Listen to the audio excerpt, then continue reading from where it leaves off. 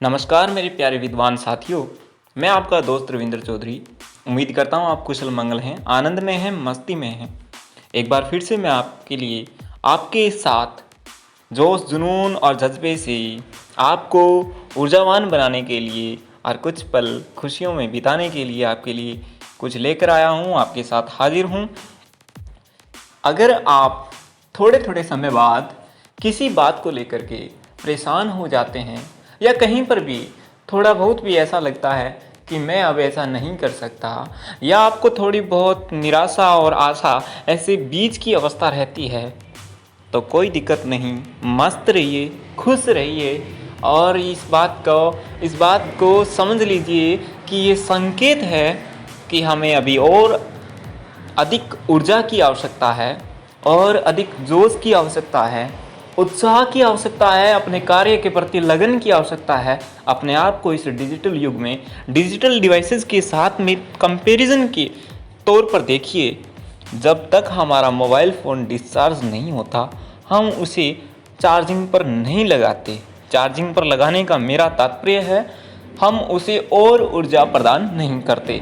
ठीक वैसे ही हम खुद हैं, जब तक हम डिस्चार्ज नहीं होंगे हम अपने आप में नई ऊर्जा का संचरण नहीं करते हैं, खुद को जोश और उत्साह से नहीं भरते हैं, उमंग से नहीं भरते हैं।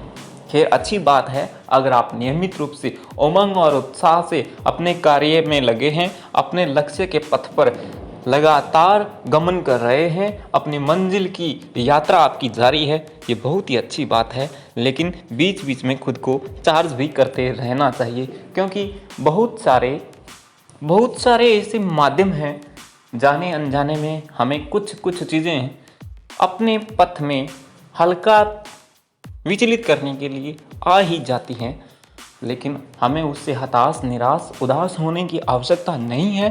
खुद को मोबाइल फ़ोन की तरह चार्जिंग पर डालिए और चार्जिंग पर डालने के कई सारे सोर्सेज मैं आपको बता देता हूँ। सबसे पहला सोर्सेज जिसे आप अपने दैनिक जीवन में अपनी दिनचर्या का हिस्सा बना लीजिए।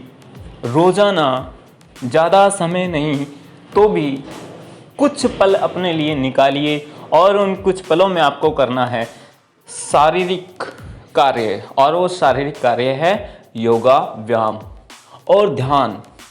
बस इतना सा अगर आप कर लेते हैं तो ये सबसे बड़ा ऊर्जा का स्रोत है जो आपको आपके पथ में आने वाली हल्की बाधाएं जो कि आपको निराश कर देती हैं उन सब से बचाएगा।